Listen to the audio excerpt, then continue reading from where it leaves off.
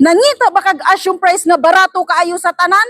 Barato ra kay nig monthly pagyud sa pag-ibig kay 9K na lang gyud siya. Ang nakanindot pagyud ani kay ikaw pagyud ang first nga mupuyo din ani nga unit kani siya.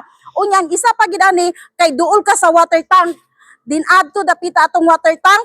Nakita na ninyo siya, kusog kaing tubig diri dapita. Unya ang isa pagyud ana duol ta sa gwardiya og sa amenities. Mao day ni iyang parking lot, nakita ninyo. Ready na gid yang parking lot no. Bisag unsa nga sakyanan masigo din ana. Karon dito ta sa sulod aron makita ninyo. Wa pa gid ni siya naga-tiles. Mao pa gid niya ang katong daan nga na free ceiling nga balay no, busa barato ra kayo og monthly. Tan-awa ninyo, ready pa gid iyang lababo. Naka-tiles na yang lababo.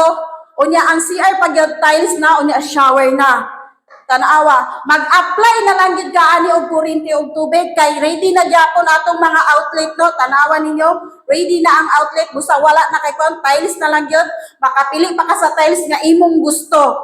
Dito ta karon dinani ta sa kitchen area mo day ni siya dako kayo. Tanawa ninyo, dako kayo ang space dinani.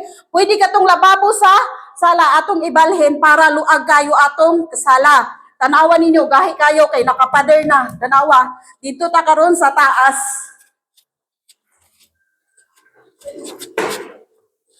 Wala pa gyapon ni siya no, kamo nay magkwarto din ani. Kamo nay magpanday din ani sa inyong gusto.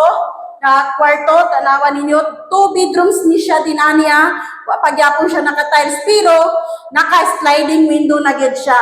Kita ninyo? Unya ready pa gyud atong butanganan sa aircon. Busawan na mo'y problemahon pa. O daghang salamat sa pagtanaw sa akong video no. Kinsa tong interested, PM lang gyud mo sa ako or tawag lang mo sa ako. God bless sa inyong tanan.